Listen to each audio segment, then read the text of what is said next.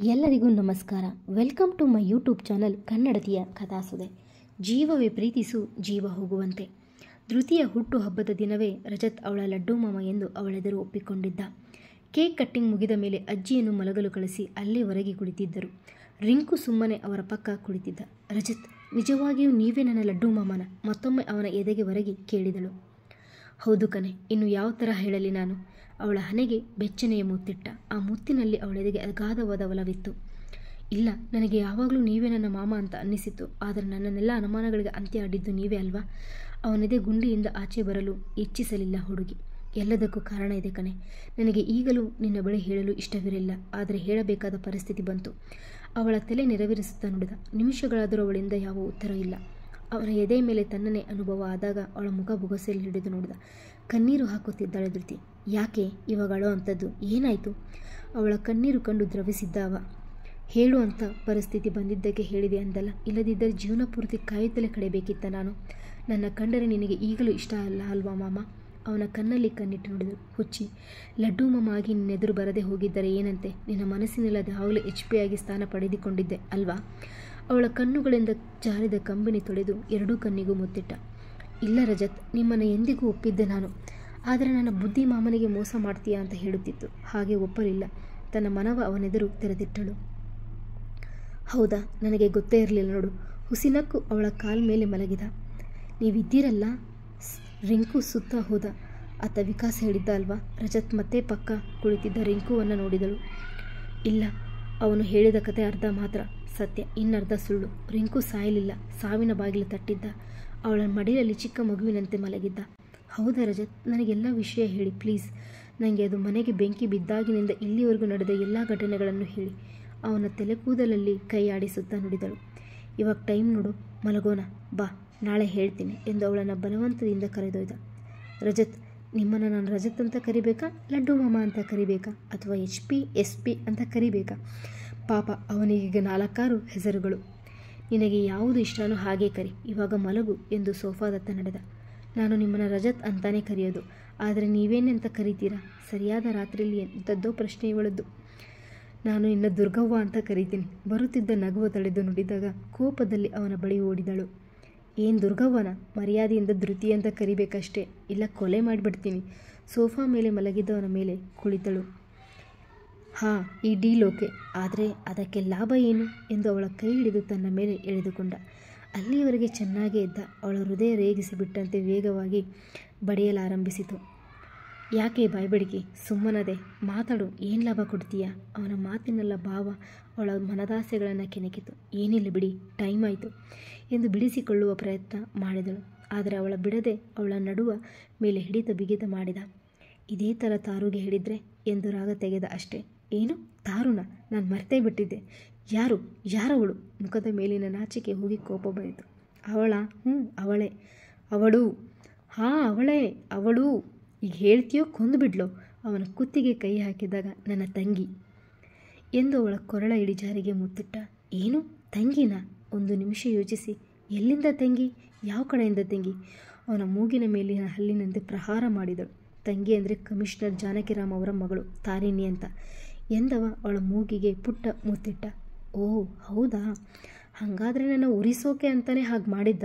ಕಣ್ಣು ಚಿಕ್ಕವು ಮಾಡಿ ಅವನೆಡೆ ನೋಡಿದಾಗ ನಗ್ತಿಯಲ್ಲಪ್ಪ. ಕಣ್ಣು ಬೆರಳಿನ ಕಣ್ಣು ಹೊರಳಿಸಿದ. ಹೌದಾ, ನಂಗೆ ಗೊತ್ತು ಹೇಗೆ ಬಾಯಿ ಬಿಡಿಸ್ಬೇಕಂತ ಎಂದು ಅವನ ಕೆನ್ನೆಗೆ ಜೋರಾಗಿ ಕಚ್ಚಿದಳು. ಲೇ, ಅದೇನು ಟೊಮೆಟೊನಾ ಹೀಗೆ ತಿನ್ನೋಕೆ? ಕೆನ್ನೆ ಉಜ್ಜುತ್ತಾ ನುಡಿದ. ಇಲ್ಲ, ಮ್ಯಾಂಗೋ ಎಂದು ಇನ್ನೊಂದು ಕನ್ನೆಗೆ ಕೆಚ್ಚಿದಳು. ಲೇ ರಾಕ್ಷಸಿ, ಮಾಡ್ತೀನಿರು ಎಂದವ ಅವಳ ನಡುವಿಗೆ ಗೆಲ್ಲಿದ. ರಜತ್ ಸರಿ ಇರಲ್ಲ, ಅವನಿಂದ ದೂರ ಸರಿಯಲು ನೋಡಿದಳು. ಇಲ್ಲ, ನೀನು ಮಾಡಿದ್ದಕ್ಕೆ 2 ಬಾರಿ ಪನಿಷ್ಮೆಂಟ್ ಕೊಡಬೇಕಲ್ಲ, ಇರು ಎಂದವ ಮೆಲ್ಲ ಅವಳ ತುಟಿ ಮೇಲೆ ಪುಟ್ಟ ಮುತ್ತಿಟ್ಟ. ರಜತ್ ಕಣ್ಣು ದೊಡ್ಡ ಮಾಡಿ ನೋಡಿದಳು. ಆದರೆ ಅವನ ಸನಿಹ ಅವಳನ್ನು ಕರಗಿಸುತ್ತಿತ್ತು. ನಾನೇ ರಜತ್? ಯಾಕೆ ಅನುಮಾನನ? ಸದಾ ಗಂಭೀರವಾಗಿರುವ ರಜತ್ ಇಂದೇಕೊಳ್ಳೋ ರೊಮ್ಯಾಂಟಿಕ್ ಆಗಿದ್ದಾನೆ. ಇಲ್ಲ ಬಿಡಿ, ಬೆಳಿಗ್ಗೆ ದೇವಸ್ಥಾನಕ್ಕೆ ಹೋಗಬೇಕು. ಕೊಸರಾಡಿ ಬಿಡಿಸಿಕೊಂಡಳು. ಮೇಲೆದ್ದು ಓಡಿದಳು. ಗುಡ್ ನೈಟ್ ಎಂದು ಅವಳ ಹಣೆಗೆ ಮುತ್ತಿಟ್ಟ. ಮತ್ತೆ ಸೋಫಾ ಮೇಲೆ ಮಲಗಿದ. ರಜತ್, ಇಲ್ಲೇ ಮಲಗಿ. ಇಷ್ಟು ದಿನ ಮೇಂಟೈನ್ ಮಾಡಿದ ಅಂತರವೇ ಸಾಕು. ಬೆಡ್ ಮೇಲೆ ಕುಳಿತು ನುಡಿದಳು. ಏನಂದೆ? ಇನ್ನೊಂದು ಸಲ ಹೇಳು ಎಂದು ಎದ್ದ ಕುಳಿತ. ಇಷ್ಟು ದಿನ ಇದ್ದ ಅಂತರ ಸಾಕು, ಇಲ್ಲೇ ಬನ್ನಿ ಎಂದು ಸಹಜವಾಗಿಯೇ ನುಡಿದಳು. ಅವನ ಕಣ್ಣುಗಳಿಗೆ ನೋಡಿ ಅವನ ಮಾತಿನ ಅರ್ಥ ತಿಳಿಯದು. ಹಾಗಲ್ಲ, ನನಗೆ ನಿಮ್ಮ ಎದೆ ಮೇಲೆ ಮಲಗಬೇಕು ಅಂತ ಆಸೆ. ಕಣ್ಣು ಕೆಳಗೆ ಮಾಡಿ ನೋಡಿದಾಗ ಅವಳನ್ನು ತನ್ನತ್ತ ಎಳೆದುಕೊಂಡವ ಅವಳ ಕಣ್ಣಲ್ಲಿ ಕಣ್ಣಿಟ್ಟು, ನನಗೆ ನಿನ್ನ ಕಾಡಿಸುವ ಉದ್ದೇಶವಷ್ಟೇ ಇರೋದು. ನಿನ್ನ ಮೊದಲು ಒಂಚೂರು ದೊಡ್ಡವಳಾಗು, ನಿನ್ನ ಓದು ಮುಗಿಯಲಿ, ಅಲ್ಲಿವರೆಗೂ ನಮ್ಮ ಸಂಬಂಧ ಮುತ್ತಿಗೆ ನಿಲ್ಲಲಿ ಎಂದವ ಅವಳ ಸಮೇತ ಹಾಸಿಗೆ ಮೇಲೆ ಬಿದ್ದ. ನೀನು ಎಷ್ಟೊಂದು ಒಳ್ಳೆಯವನಲ್ವಾ ಎಂದು ಏನೇನೋ ಮಾತನಾಡುತ್ತಾ ಇಬ್ಬರು ಮಲಗಿದಾಗ 2 ಗಂಟೆ. ಮಾರನೇ ದಿನ. ಧೃತಿ, ಏಳು ಮೇಲೆ, ಸ್ನಾನ ಮಾಡಿ ಬಾ, ದೇವಸ್ಥಾನಕ್ಕೆ ಹೋಗಬೇಕು. ಮಲಗಿದ್ದವಳ ಎಚ್ಚರ ಮಾಡುತ್ತಿದ್ದಾನೆ ಅವಳ ಗಂಡ. ರಜತ್, ಇವತ್ತ್ಯಾಕೆ ದೇವಸ್ಥಾನಕ್ಕೆ? ನಾನು ಬರೋಲ್ಲ, ನೀವೇ ಹೋಗಿ. ಮತ್ತೆ ಮಗಳು ಬಲಗಿಸಿದಳು. ದಡ್ಡಿ, ನಿನ್ನ ಬರ್ತಡೇ ಅವನೆಂದಾಗ ನೆನ್ನೆ ನಡೆದ ಅಷ್ಟೂ ಘಟನೆ ನೆನಪಾಗಿ, ಮಾಮಾ, ರಜತ್, ರಿಂಕು ಎಂದು ಎದ್ದುದಳು.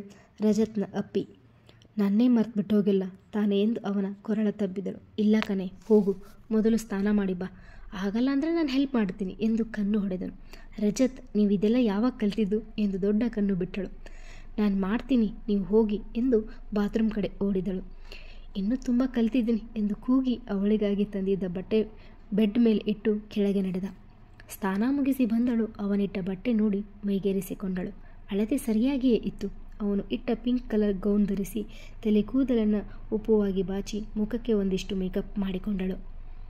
ಮೆಟ್ಟಿಲಿಳಿದು ಬರುತ್ತಿದ್ದಳು ನೋಡಿ ರಪ್ಪೆ ಮುಚ್ಚದಂತೆ ಮರೆತ ರಜತ್. ನನ್ನ ಮೊಮ್ಮಗಳಿಗೆ ದೃಷ್ಟಿಯಾಗುತ್ತೆ ಕಣಪ್ಪ ಎಂದ ಅಜ್ಜಿ ಉಪ್ಪು ಸಾಸಿವೆ ಹಿಡಿದು ದೃಷ್ಟಿನಿ ಬೀಳಿಸಿದರು. ನೋಡೆ, ನಿನಗೋಸ್ಕರ ಅವನೇ ಅಡುಗೆ ಮಾಡಿದ್ದಾನೆ ಎಂದು ಟೇಬಲ್ ಮೇಲೆ ಇಟ್ಟಿದ್ದ ಸಿಹಿಗಳನ್ನು ತೋರಿಸಿದಳು. ನನಗೆ ಜಾಮೂನ್ ಇಷ್ಟ ಎಂದವಳು ಅಲ್ಲಿಂದ ಜಾಮೂನ್ ಪೂರ ತಿಂದಳು. ಒಂದೇ ಸ್ಪೂನಲ್ಲಿ ಇಬ್ಬರಿಗೂ ತಿನ್ನಿಸಿ ಊಟ ಮುಗಿಸಿ ಇಬ್ಬರು ಅಜ್ಜಿಯ ಆಶೀರ್ವಾದ ಪಡೆದು ದೇವಸ್ಥಾನದ ಕಡೆ ಪ್ರಯಾಣ ಬೆಳೆಸಿದರು. ದೇವರ ದರ್ಶನ ಪಡೆದು ಇಬ್ಬರೂ ಕಾಲೇಜಿನತ್ತ ನಡೆದರು. ಅದಾಗಲೇ ಕಾಲೇಜಿನಲ್ಲೂ ಅವಳ ಹುಟ್ಟುಹಬ್ಬ ತಯಾರಿಯಾಗಿತ್ತು. ಎಲ್ಲರ ಎದುರು ನಗು ನಗುತ್ತಾ ಕೇಕ್ ಕಟ್ ಮಾಡಿದಳು. ಮಧ್ಯಾಹ್ನದವರೆಗೂ ಅಲ್ಲಿಯೇ ಪಾಠ ನಡೆದ ನಂತರ ಮತ್ತೆ ಮನೆಗೆ ನಡೆಯಿತು ಯಾನ. ರಜತ್, ಈಗ ಎಲ್ಲಿಗೆ? ಬೈಕ್ನಲ್ಲಿ ಕುಳಿತು ಕೇಳಿದಳು. ಕಮಿಷನರ್ ಮನೆಗೆ ಎಂದ. ಏನೊಂದು ಮಾತನಾಡದ ಅಲ್ಲಿಗೆ ಹೋಗಿ ಮತ್ತೊಮ್ಮೆ ಊಟ ಮುಗಿಸಿದರು. ಇಷ್ಟು ಸಮಯವಾದರೂ ಅವಳ ಹೆತ್ತವರಿಂದ ಒಂದೇ ಸಂದೇಶವೂ ಇಲ್ಲ. ಧೃತಿ, ಎಲ್ಲಿಗಾದರೂ ಹೋಗೋಣವಾ ಅಥವಾ ಮನೆಗ? ಸಂಜೆ ಹೊರಡುವಾಗ ಕೇಳಿದ ರಜತ್. ನಾನು ದಾರಿ ಹೇಳ್ತೀನಿ, ನೀವು ಹೊರಡಿ ಎಂದಳು. ಅವನಿಗೆ ಬೈಕ್ ಗೈಡ್ ಮಾಡಿದಳು. ಅವಳು ಹೇಳಿದಂತೆ ಬಂದಾಗ ಬೈಕ್ ನಿಂತದ್ದು ಸಮುದ್ರದ ದಡದಲ್ಲಿ. ಹೋ, ನಿನಗೆ ನೀರಲ್ಲಿ ಆಡೋಕೆ ಇಷ್ಟ ಅಲ್ವಾ ಎಂದು ಕಿರು ನಕ್ಕರೆ, ನನಗೆ ನನ್ನ ಜೀವನದಲ್ಲಿ ಆಡೋಕೆ ಇಷ್ಟ ಇಲ್ವಾ ಎಂದಳು.